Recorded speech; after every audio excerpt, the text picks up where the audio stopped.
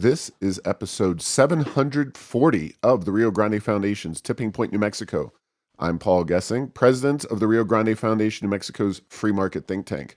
You can find out more about the foundation at riograndefoundation.org. I am very pleased to be joined on this episode by Jeff Apodaca. He is a former candidate for governor of New Mexico. He is also the president of the Apodaca Strategy Group, and we'll find out a little bit more about what that is. It's also known as ASG. And welcome to Tipping Point, New Mexico, Jeff. Thanks, Paul. I appreciate it. Gosh, 740. We've Because I know been- this is the second time I've been on. I know the first time was, I hate to say this, probably when I was running for office. So that's probably almost 8 years ago.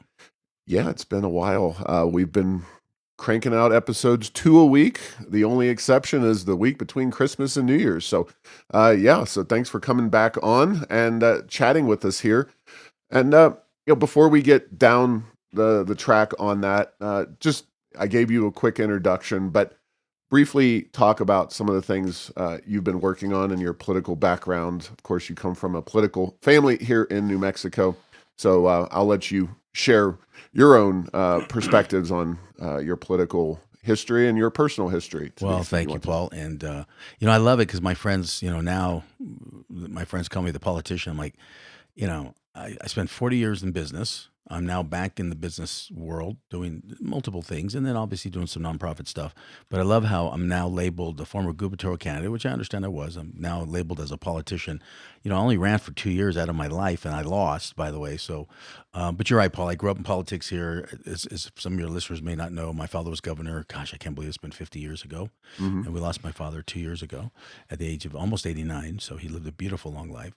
And, but no, I grew up in politics and really spent most of my career working for CBS Television Network in New York and LA, AOL Studios, Univision for 16 years. Came back here in 2010, really to raise our kids. Our kids are now 17.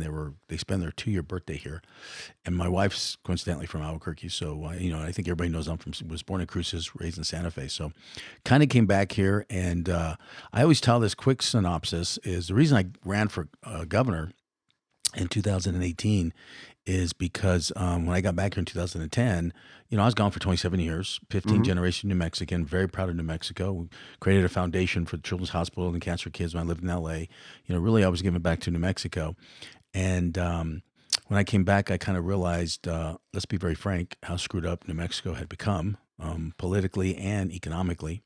50th and everything. And so in the business world, we create these white papers. And so I kind of created a white paper on how to turn New Mexico around. And I spend 6-7 years, as I'm running Univision News and stations behind the scenes, I'm pitching this ideas, how we can grow the economy here, to politicians, both Republican and Democrat. I didn't really care. Then the Democratic Party came to me, gosh, I want to say in 2016. They actually wanted me to run, I don't know if I ever talked about this, Paul. They actually wanted me to run for mayor of Albuquerque when Keller won the first time. It got so serious that some of the candidates that were running at the time were nervous about jumping in the race if I jumped in the race because they figured if the party's backing me, I'm a very moderate pro-business Democrat, as I like to call myself, a very proud JFK Dem. For whatever reason, I chose to run for governor because I figured, heck, they kept telling me they kept saying, you can turn Albuquerque around with your plan. Well, why don't I just run for governor and turn the whole state around? Well, so that's kind of how I got into it. Since then, I've been very frustrated with the two-party system, and it's really hurting the private sector. And I'm back into the private sector after I lost the election. I started a business group. We invested into some hemp companies. We're not in the marijuana business. We're really focused on industrial hemp. We're still a new industry, new company starting. So we've been doing that for about 6 years. Have some growing pains, but working through that. But at the same time, unfortunately, we've had to move that company to other parts of the United States, back east, because that's just where the manufacturing is for our product. And so that leaves me more time here to kind of stay involved because I'm not going to move. And so I've been really vocal the last couple of years about investing in New Mexico, doing some of the things. And Paul, what I heard in the campaign, I know this is a long intro, by the way, I'm sorry. It's fine. But during the campaign, what I really heard was, God, man, where do you come up with all these ideas? And Paul, you come from the private sector. The private sector has to come up with ideas to be successful and grow our businesses. Right. And that's what I see New Mexico's not doing is, look, these are statistics. In the last 20 years, our population has stayed flat when all the surrounding states have gone up. Our job growth today And for the last, even under Martinez and Grisham, Lujan Grisham, um, our job growth has stayed stagnant, really about 0.05, about a half a percent, Hmm. right? We're at 0.07% today, when all our surrounding states are at 2.8 to 3.4% job growth. So, and we sit on $64 billion of our permanent funds, and we can talk about that. But Sure. really, what I've been trying to do is pitch candidates that are running or politicians that are in office. And I've been, as you know, the New Mexico Project and some of the other nonprofits I've done in the last couple of years, really helping more of a moderate conservative voice that's pro-business. So we don't care if you're Republican or Democrat. We want to get the best people elected, and so that's really what I've been doing. And then this past election and this past session, I had the private sector come to me asking me for help, government political wise, and that's when I decided to start ASG, really as a consultant to because what I'm doing anyway is helping small businesses scale up, helping New Mexico industries scale up, raising capital for small businesses, and then talking to politicians and candidates how we can grow the economy here. And so, as I tell people, I may never hold office, I may never run for office again, but I'm not going to stay quiet and sit on the sideline when I see my home state, where I'm 15th generation. My ancestry's been here since 1620, 1580, go down the toilet when everybody else is flourishing. Now, So how's that for an intro? that's great. That's Okay, great. thank you very much. Good night, everybody.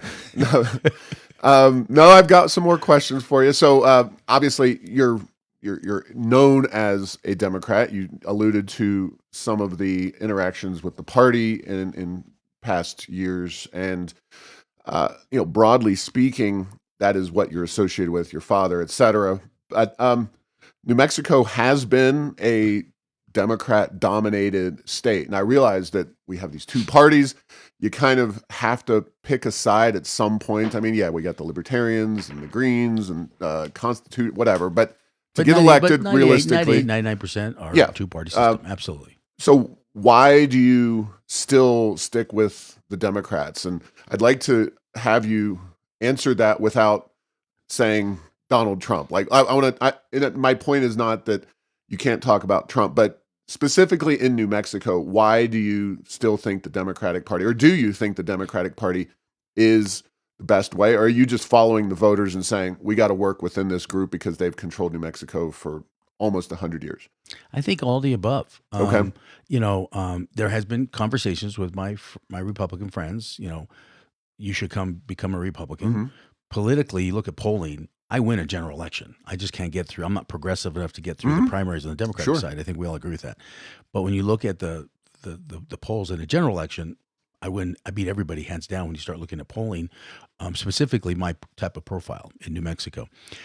Why am I a Democrat? I'm loyal to the Democrats, but to be honest with you, I'm a centrist. I'm a moderate. Hmm. I'm very, I've been outspoken against the progressive, very left progressive side of our party, specifically in New Mexico. But the thing about the Democrats, they've represented, and this is why I'm still Democrat, is Democrats represent, I believe, all aspects of our life, specifically in New Mexico. The Republicans, and again, it's a small part. Probably 60% of the Republicans sound more like me, but 40% of the Republicans sound more like MAGA and Trump. Hmm. I have some huge social issues on the Republican side, Hmm. and so that's one of the biggest issues. But part of it is my DNA, right? Hmm. I'm a Democrat. So when it comes down to it, probably most of the Democratic positions socially I agree with over versus the Republican side. But I'm a moderate, and again, a moderate centrist. One of my biggest issues I have is everybody labels everybody. I don't look at parties. I look at Hmm. candidates, and I think the candidates that represent me the most, at least in this state, are mostly Democrat. But as you know, I've been very vocal about the progressive side of our own party. I think the progressive side has divided the Democratic Party as MAGA has divided the Republican Party. So what do you think about progressives in general? They got, correct me if I'm wrong, but they seem to have kind of the dominance, not just here in New Mexico, but across the country in fundraising. The base, if you will, of the Democratic Party really has moved in that direction. I mean, I'll just name, Bill Clinton, Bill Richardson, national, state level, totally different era in the Democratic Party. And I'm not expecting you to hitch yourself to either of those politicians. But why do you think, in your own opinion, why do you think we've seen this very dramatic shift, predating Donald Trump, although I think it's exacerbated it, towards the more progressive side? What happened to the moderates in the Democratic Party, both here in New Mexico and across the country? And just to clarify, you would consider Clinton and Richardson moderate, Yes. pro-progressives, yes, as I do, by the way. Right. No, actually, what's happened, and I've been very vocal about this. Well, first of all, let's be very frank here. If you look at the progressives, look at Bernie Sanders, look at any national polling, any statewide polling, you look at any big progressive on a national basis running for president, let's just call it that. Bernie Sanders really has never got more than 32, maybe 38% of the vote in any state. So he's never got the majority of those votes. And if you look at polling, only about a third of the Democrats are progressive. What's happened here in New Mexico, let's talk about New Mexico. What's happened here in New Mexico, and this has been going on for 20, 25 years, is the progressive chose New Mexico as an incubator because I think you know media, and I know I come from the media world. You can literally spend $1 million a year on messaging and campaigning and strategy and reach the entire state and influence an election in New Mexico. Because we have one TV market based We have here one in TV Albuquerque. market I mean, here. Las Cruces is part of El Paso. And right? you can spend maybe a couple $100,000 right down there to get the South. But you spend $1 million here, you're one of the top advertisers, and that keeps you on the air all year long. You try and do that model in California, you're looking at $250 million. Sure. You try and do that in LA, you're looking at $150 million. So what the progressives have been really good at on a national level is they chose New Mexico 20, 25 years ago, actually 22 to 25 years ago, and let's put progressive money into New Mexico and let's get progressive candidates. So they use New Mexico as an incubator, and they've been very successful about it. Very quietly, they've been getting some of the political leadership and raising capital, right? And then those people have been primarying the moderates. So what I've been most vocal about with the party and where the divide has come is the Latino voter. And this is why Republicans have an opportunity, and that's why you saw some of them go to Trump, is Latino voters. And when I say Latino, I'm talking about men and women. So Hispanic voters in New Mexico are very frustrated with both parties and very frustrated with the Democratic Party they grew up with. There is polling that Democrats are very concerned about because there's an 84% dislike with Democrats right now in office with Hispanic voters. I mean, I've seen the polling. And so, and I've been very vocal about it with the New Mexico Project. It's like, you know, this is what's happening. And so part of it is the progressives have used New Mexico, but strategically they pushed Latinos and traditional Latino families out of the party, out of leadership roles. So the progressives have taken over the party leadership roles. Then if you don't, candidates that, I mean, this has been going on for, you know, I've been back 15 years. This has been going on for 20 years, 18 years for sure. How many Democrats do you know, Paul? I mean, you follow this. How many Democrats get primaried almost in every primary at the state legislative level? I mean, 10 to 15 of the more moderate Democrats in the most recent election. It was the people who opposed the paid family leave. Right, but it was 22. 22? Yeah. All right. My point is, for the last 20 years, they've been going after moderate Democrats. Absolutely. And so for the first time in the history of the Democratic Party, specifically in New Mexico, Democrats are primary Democrats. And if you break it down, white progressive Democrats who've moved into our state have raised money, either got locals or white progressive Democrats to primary, mostly Hispanic men. And so why don't the voters, the Democratic primary voters, just say, all right, sorry, we're not going to turn out for the progressive or whatever? Because my looking at this, I say, well, take some of these, like the guy in Las Vegas, Ambrose Castellano, as one example, Hispanic, male, moderate. But the Democratic voters in the general election, after their guy is defeated by a more progressive person, they still at least seem to turn out at enough levels to win that election. And why do you think that is? That's why I'm having you on the show. Because the Republicans put up a white Trumpster male that don't have the same values as the Latino voters, specifically up north when it's when it's about 70 to 77% Latino Democratic voters. You then put a white male that's mega or doesn't have the same values as New Mexico. And if I hear one more time from my Republican Party friends say, "Well, you Hispanic Catholics, you're pro-life, Mm-hmm. you're conservative, you're more Republican," that might be true on philosophy, Mm-hmm. but Latino Democrats don't want the government telling them what to do. Now, those Latino voters might be against abortion, Mm-hmm. and they might be, pro-life for themselves. But they also believe that government and other families shouldn't be making decisions for this Catholic family over here. Let each individual. So that's why a lot of them vote pro-choice when it comes down to that. Or to be very frank, Paul, that issue's a non-existing issue. They don't vote on that issue. They vote on the issue. You're talking abortion. I'm talking about abortion. Okay. They don't vote on that issue. So the Republicans hammer Catholic Latino Democrats on that topic. We're pro-life. You guys are pro-life Catholics. Why aren't you voting for us? Because those pro-life Catholics, specifically up north, yes, they might be pro-life, but they don't think the government, and they believe other women should have rights to do what they want to do. They don't want to be judgmental on that. Mm-hmm. At the same time, the majority of New Mexicans, we're frustrated because our job growth is at 0.007%. Our kids, our grandkids don't have jobs. So the Latino voters more concerned about education for my kid, more concerned about getting, dinner on the table, more concerned about that.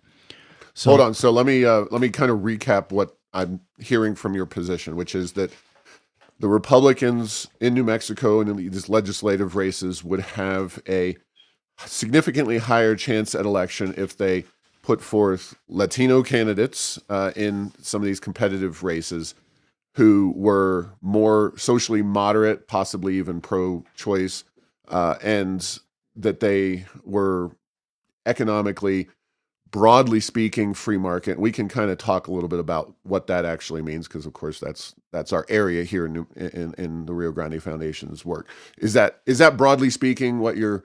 Yeah, they should focus on let's economic and education policy issues. Here's a perfect example of down in Silver City, Gabe Ramos, okay. State senator, Democrat, right? He was, yeah. Well, not anymore. But Howie Long, right, becomes lieutenant governor. Howie Long. I was going to say, I'm a Raider fan now. Howie Morales. Okay. I mean, if Howie's listening to this, he's like, who? Howie Long. Go Raiders. I'm a Raider fan, by the way. Howie. My condolences. Howie, we'll do that. That's a whole different podcast. Howie Morales becomes lieutenant governor. Right. The governor appoints Gabe Ramos. Gabe Ramos. And we helped him. And Gabe's a Democrat. Mm-hmm. But Gabe's a moderate Democrat representing Silver City. And would you agree with you that Silver City, Deming, southern New Mexico is more moderate conservative area versus it's getting become a little bit more progressive? I think Silver City's fairly to the left, but I think that district overall is balanced out to be a very competitive. It's a very area, competitive 50-50, right? And so so Gabe's in there. The progressives don't like his voting stance on some of his moderate pro-business things. So what do? They primary him with Hempsfield, and she comes in and beats him in a primary because the progressives put literally $500,000 into a Senate race in Silver City. Right. When before that, the most you've ever seen maybe was $100,000. So they took him out. The community was upset, but at the same time, whose fault is it? Latino voters didn't show up and vote for Gabe because we have got lazy and have not shown up to primary voters in the last 28 years. That's just the numbers. We'll talk about that in a second. Gabe decides on his own because the Republican Party wouldn't help him. And yes, it's a little racist. The Republican Party wouldn't help him because he's Hispanic. Wouldn't help him during the primary. Now, do you believe? I mean, absolutely. Okay, all right. Just making sure because I'm not involved in those conversations either. So. I know Republican leadership in the party that won't support Hispanic candidates because they're Hispanic. Absolutely. That's the problem with the Republican Party. When you live in a state that's 51% Hispanic population and 60% of the population's a minority. And by the way, the progressives are doing the same thing on the Democratic side. Mm-hmm. So the moderate Hispanic, which is the majority of us, we're about 68 to 70% of the vote, right? We show up in droves in the general election, but we don't show up in primaries. We don't show up in city councils. We don't show up in mayor's races. So when I was running, I was telling them, you know whose fault it is? It's your fault because you stopped showing up and voting. But let's get back to Gabe. Gabe then runs as a Republican. The Republican Party did not help him at all in the primary until he was clearly the front runner and had a 10, 12% lead, right? And it looked like Hempsfield was going to lose by 10 points. right? Hemphill, yeah. Hemphill. Hemphill. Hemphill, sorry. Sia, Hemphill, Yeah, Correa, yeah. yeah. Uh, So, and a and wonderful. now the Republicans, I don't remember that being a competitive Republican primary or not, but my point is that when it is competitive, the Republican Party, I believe their bylaws, and I'm, again, not actively involved with the Republicans, but I don't think they can, I think they have it in their bylaws, and there's talk of changing that to allow the party. That's actually not. Pierce has been very involved in the primaries since he's been Fair. the leader for 8 years. Okay. And so that's just, and by the way, he's still playing with it right now, the gubernatorial race. That's why you're not seeing some of these candidates pop up. Okay. So let's go back to that race. So, because that's a perfect incubator. So Hemphill decides to step out of the race because she's down by 10 points. Mm-hmm. So she decides to step out of the race because there's rumors right then that Martin at the time, Martin's going to run for governor. Martin wants her to be the lieutenant governor. So Martin's trying to, coordinate this little ticket for him to run in 28, which obviously didn't come to fruition as of yet. And so, so she dropped out of the race because she said it was too much pressure for her family. But if she wants another election coming forward, she doesn't want to lose by 10 points to Gabe. So my point is, the Hispanic Democrat on his own flipped to Republican because the community wanted him as a state senator. So that community is now upset at Democrats and Democrat leadership because they turned on the guy they wanted as their state senator. And that district voted very heavily, Hispanic voters voted heavily for Trump, not because they love Trump, but because they were upset at the progressives of the Democratic Party. Mm-hmm. So that's one area that has been going on. You can look at Grants, you can look at northern New Mexico. George Munoz, a great, moderate, pro-business Democrat, head of the finance, head of the Senate, he's primaried every year. And this last election, the progressives spent $650,000 against George to take him out. Mm-hmm. When he's in a leadership role, and George, won by 20, 25 points. Mm-hmm. So my point is, that's what's going on in the Democratic Party. The progressives of the party have now been primarying moderate Democrats of the party, mostly Hispanic, if not 99% Hispanic. And so the Hispanic voters are upset of that progressive movement. But at the same time, Hispanic voters that are listening to this, and I say this very vocally, it's your fault. You stop showing. In our election in 2018, the average turnout in the gubernatorial primary for the last 28 years, Paul, 17 to 22% turnout. Mm-hmm. 61, 66% of that turnout, white progressive women. Right. Okay. So against Michelle, we knew they were supporting Michelle. If I ran against Michelle thinking I got to get that base, I'm going to lose. I knew that. Us going into the race, when you looked at Latino voters, our polling showed they favored me over Michelle 4-1. She saw those numbers. She was concerned about that. But what's my uphill battle? My uphill battle is I got to get those voters to the polls because historically they just stopped going to the polls, mm-hmm. right? And Brad Sanderoff and all of the research people, we had long conversations about that. And so we grew the primary turnout that year to 33%. So we did grow at about 10 points, mm-hmm. right? But internally, our numbers, we knew for us to win, we had to get the turnout to 40%. Because when you look at Michelle's base, the white progressive women, which, by the way, I'm not dogging them, that's just her base, and any woman candidate today, specifically in New Mexico, that's 80% of their base. So 80% of their base is very well organized, very well funded. They show up at primaries. They show up at mm-hmm. city councils. They show up at school districts, and they're getting the progressives elected. That's how they're doing it. Right. So, okay. Last point on that. I want to ask you about the governor's race, and then I want to talk more policy-oriented stuff. But we're going to have to move on from the political conversation. See, you got me going politics. I know. I thought we were going to talk sports and Raiders. Well, we can talk about that after the cameras turn off because, the Raiders have been not so good for the last several years. But we finally got a good coach. Let's talk about the the politics of the governor's race. Of course. Michelle Lujan Grisham is termed out after 2026. So we have 3 current Democrats in the race, Sam Bregman, Ken Miyagishima, and Deb Haaland. We have 1 Republican declared, Greg Hull. He's been on this show. I encourage folks to check that out. And I want to specifically ask you about the semi-open primaries because my impression as an outsider is that the progressive money and foot soldiers are basically enough to, by themselves, give Deb Haaland the gubernatorial race just because they're such a significant component of the Democratic voting base. But semi-open primaries, do you think it will make a difference? Do you think Bregman or Miyagishima or some other dark horse we don't even know of yet can win this race? And how much of a factor will that semi-open primary law that was passed be, which allows independents to pick whichever party at the last second? Yeah. One, first of all, I think every primary should be an open primary. You should be able to vote whoever you want. I love California's model. Now, you know, I lived in California for 20 years. And they changed this after we left. They changed it, I think, in 12. We left in 10. What California does, which I love their model, is they have anybody can vote for anybody in the primary. Completely open. Completely open. The two top candidates move on to the general election. So you could have some districts have 2 Democrats, 2 Republicans, blah, blah, blah. Right. And until the last election, right, which Newsom was running for re-election, until the last election, the 2 candidates at the governor's race was 1 Democrat, 1 Republican. This time it happened to be 2 Democrats. But if you look at Republican districts, the 2 candidates are Republicans, right? You look at this Democratic district, the 2 candidates are Democrats. So and more importantly, you have a 32% more voters are going to the primaries now, and you have 18% more candidates running. So you have just more engagement. So I believe in that. Okay. Let's go back to New Mexico. Yeah. So I wish we did something like that here.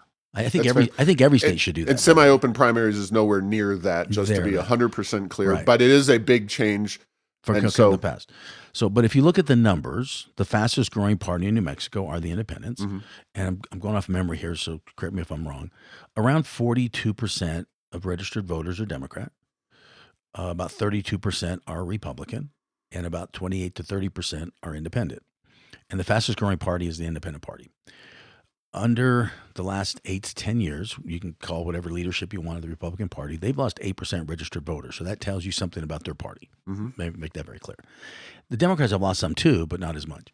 So mathematically, the Democrats are always going to have an 8 to 10% advantage just because of registered voters, right? And historically. So for a Republican to win a general election, and George W. Bush, Susanna Martinez, and Judy Nakamura, basically the 3 that I've come off in the last 25, 30 years that have won a general election and they did it with Hispanic Democratic voters who are willing to flip over during the general election. Sure. In the primary, get back to the Democratic vote. I've seen internal polling that has Deb up probably 20 to 30 points. Sam and Ken, and I know both of them, I talked to all the candidates. They're all my friends, by the way. Every one of them have an uphill battle. But they're running into the same, and I had the same conversation with Sam and Ken and Deb too. They're all running, the male candidates are running into the same thing me and Joseph Cervantes did against Michelle. The primary turnout has not changed. It's a little bit, but it has not changed. So if those 2 male candidates can't get the Latino vote or more Democratic voters out, they're going to lose to Deb. Or if they could grab those independents and possibly even Republicans to flip to DTS for the primary. Well, and you tell me, but I don't see a lot of Republicans. Yes, some Republicans are going to go show up just to kind of mess with, they don't want to run against a certain candidate. And that's always been the argument. There's just not enough of that.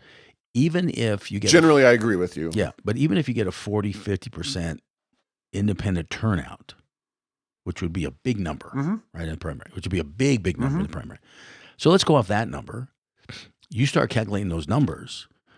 If you look at Sam or Ken versus Deb in the primary, one of those candidates is going to have to get 80% of those numbers to their camp to have a shot. Well, my view is that either Bregman or Miyagishima, one of them has to drop out in advance of the primary in order to give the other.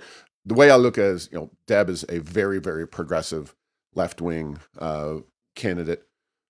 Bregman and Miyagishima both are in a more moderate, and I use the term moderate advisedly, loosely, but they're certainly more moderate than Deb at least has positioned herself. So one of those 2 would have to drop out to give the other one a fighting chance against Deb next June on primary election day. They also need to run a excellent campaign to bring those independent DTS and even some Republicans over to their cause for the purposes of that primary, and they can use Deb Haaland's hard left progressivism as a reason to get those people and say, hey, you can vote for whoever you want in November, but in June, vote against this lurch even further to the left, because I think it's safe to say, at least in my perspective, Deb Haaland is well to the left of even the current governor. I'm not going to argue that point. And by the way, talking to all three candidates, and again, I think Deb knows this. In the general election, she's going to have to be a more moderate candidate to basically win the general election, depending on who the Republicans put up with. Because on the sideline, there are a couple of good names on the Republican side that I think could win the general election. Absolutely. And so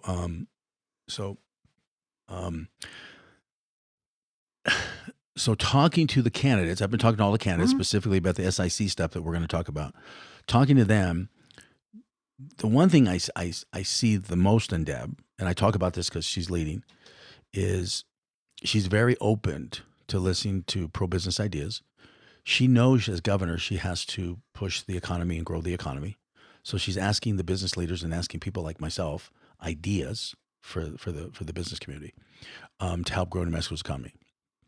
You're going to hear me talk more about the SIC. You heard me talk more about radio the other day. State Investment Council, but about how the next governor needs to help put the bus together.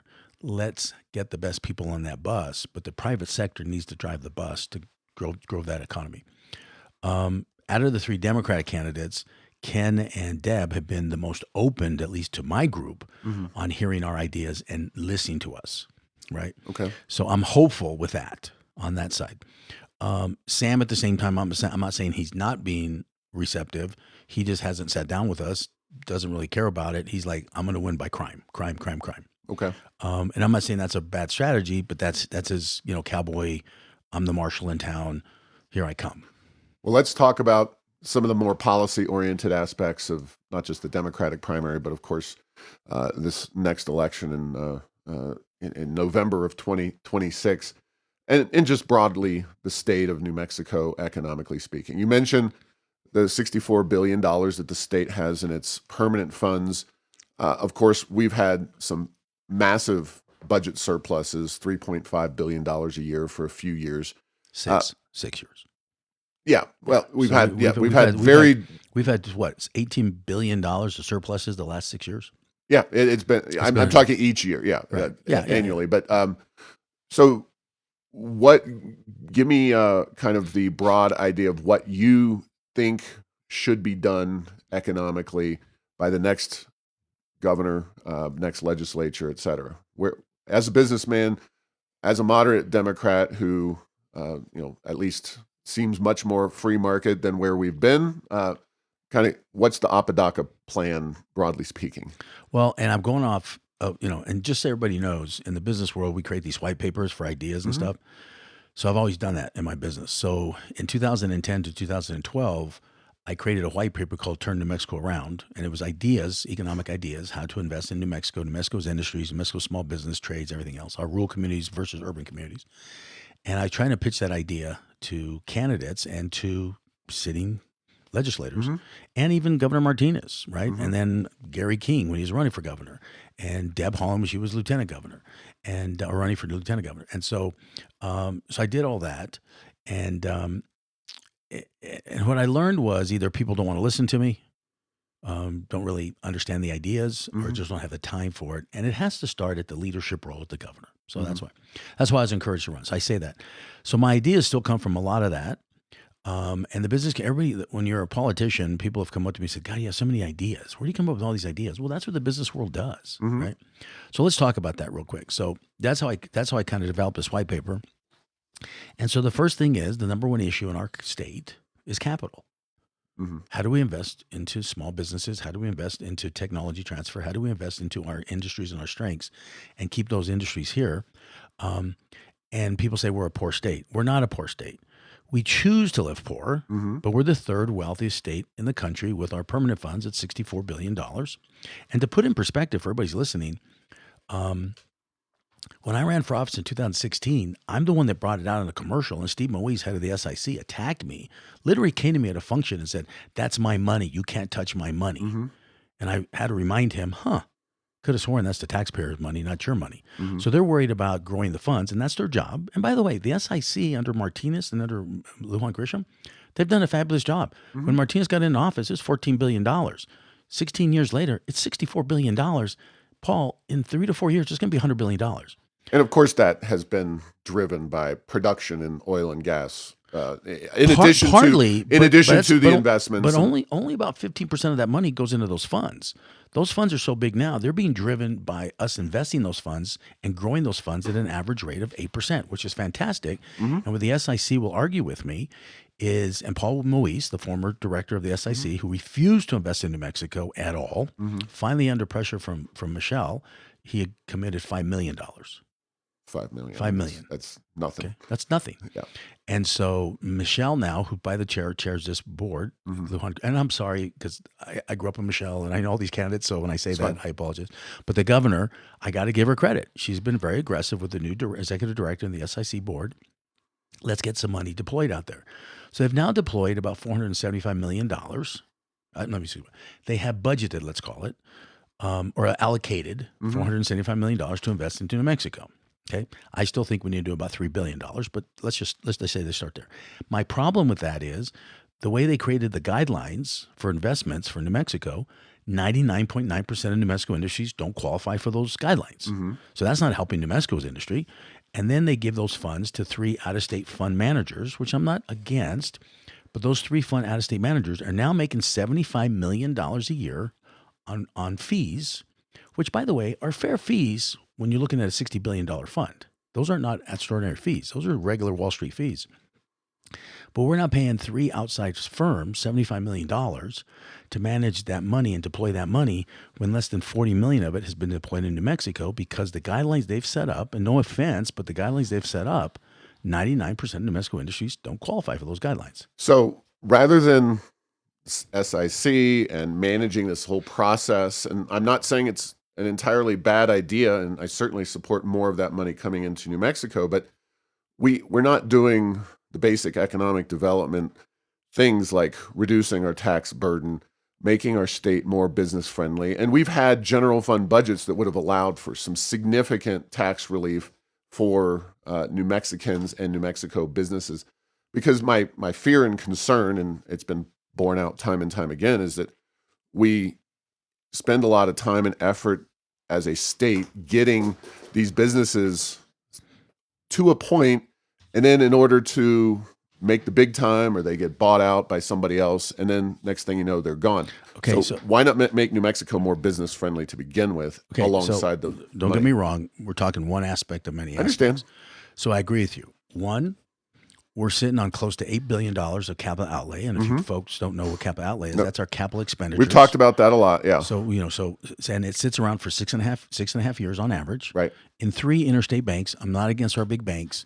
The problem I have with the money sitting there is it basically, they invest that money outside the state of New Mexico. Whereas if we at least put the money in community banks, those banks are loaning that money out into the community. So our close to $8 billion of capital outlay that's been budgeted out for the last 6.5 years. Actually, most of that's the last 3 years. None of it's been deployed because of the way we do the system. So one, that has to change a little bit. But if we can, and that's legislative approval. If we can't change that, then let's do 2 things. And this is what the progressives like about me on this point. Then let's put the money into community banks, because that money stays in New Mexico working for New Mexico small businesses, right? Or, folks, it's in our Constitution. If the banks don't want to work with us, cool. We're going to start our own state bank. Okay. Because those banks are making $400 or $500 million a year on interest on our $8 billion. Think about that money for the state making it, not the banks. Now, I think the banks will work with us the minute we threaten that. And by the way, you don't need legislative approval. Even that when I was running, I was willing to do this. Brian Egoff, the former Speaker of the House, would always come to me and say, well, Jeff, I need legislative approval. No, you don't. It's in the Constitution. The governor can execute it himself or themselves. So my point is, yes, we need to refine our GRT. Yes, I personally think we should get rid of the corporate tax rate in New Mexico. Get rid of the corporate income tax? The corporate income tax. Go tax. to zero? go to zero, no All corporate right. income tax. And the reason I say that, well, no, because people say, No, I'm agreeing no, with like you. I got booed in Las Cruces on a gubernatorial candidate on the gubernatorial stage, Right. because Michelle said, we have a candidate up here who wants to get rid of the corporate tax, and they started booing me, and it was 80% progressives, and I finally got to speak, and I said, let me make this very clear to you guys: the people you want paying taxes, the big guys you're talking about, they're not paying taxes anyway, because these people upstage, which are Cervantes and Michelle, over 20 years, they've given them 308 exemptions in our tax code. So the big guys don't pay taxes anyway. Who's paying 99% of that tax? New Mexico small businesses that have less than 20 employees. It's about $280 million, Paul, on $11 billion. It's not a lot of money. Sure. You get rid of that, you're helping New Mexico small businesses. Now, my proposal was, which I would still propose to any candidate, then let's get rid of the tax, which is 5.8. So let's say 6%. Let's get rid of the 6% tax for local businesses. That would hit local businesses. What specific tax are you referring to? Sorry. The corporate tax. Corporate income tax. Corporate income tax. Let's eliminate the corporate income tax. So, because again, like I said, 98% of it's coming from small business with less than 20 employees. We've now saved those small businesses 6% of paying corporate taxes. But let's create a statewide commercial tax, right, on commercial property, not real estate, but commercial property. So the small businessmen are getting a 4% tax break because they're getting 6% saving over here, but now they got to pay an extra 2% over here. But the guys that got the 308 exemptions now have to pay a 2% tax on their buildings. So the state actually generates more money, and those guys at the progressives say that they want to pay more taxes are now going to pay their fair share of taxes. So that's one thing that we've talked about. That might play, and granted, the progressives do have the power, so they could do this. Although, to be fair, in recent years, there's been little in the way of tax increases. There's been little in the way of tax decreases. That's my a bold my plan. property tax go up every year, by the way. Right, locally, it's and the formula is driven. But I have heartburn about imposing a new tax of any kind at a time when the state of New Mexico. But my point is, you're eliminating a 6% over here and increasing a 2% over here, and the 2%, the big companies that aren't paying any corporate tax at all. So my point is, I'm trying to be fair. Again, that's the Democratic way. Let's represent everybody. Well, I understand that that's a Democratic primary issue. Yeah, it just okay. But my point. Okay, so that's what I'm saying. So, and let's go back to the SIC. So my point is, we have all this money. The number one issue in small businesses is growing our economy. They need capital, right. And so if we allocated $500 million, right, which out of $63 billion is not a lot. If we allocated $500 million through our community banks or through the state programs that have programs, and let's fund them through that. Let's allocate out and create a loan program using SIC money. Now, people say, well, you need constitutional approval. No, you don't. You need the governor and the SIC board, State Investment Council board, to approve it.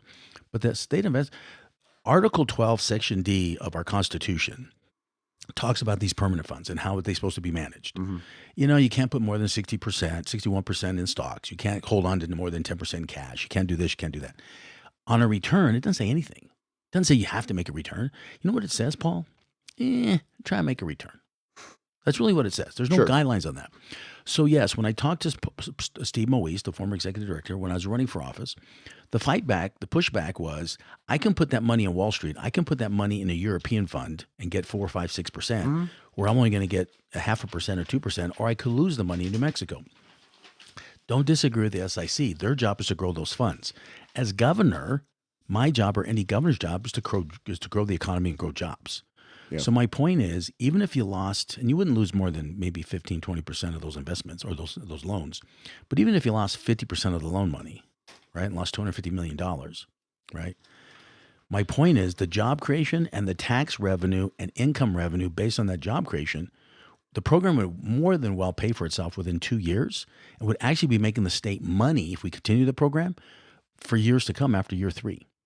So those are the ideas I'm talking about. And my point is, I'm not against tech transfer. I'm not against trying to bring big businesses here. We have to do all that vertically at the same time. My point is, our bench, 98% of our economy is oil and gas and small businesses. We do nothing to help those industries grow. And Paul, you can, judge, the superstars of the Dodgers, the superstars of the Yankees, Red Sox. The superstars go to those teams because they see a team that has a bench with the guys that can play, that can hit singles and doubles and play defense. So the superstars come in to hit home runs, grand slams. That's how they win World Series. Yeah. When big companies look at New Mexico, they look at our bench. They're not seeing our bench play defense. They're not seeing our bench hit a bunch of singles and doubles. What's our bench? Small business and our local economy. That's 98% of our jobs.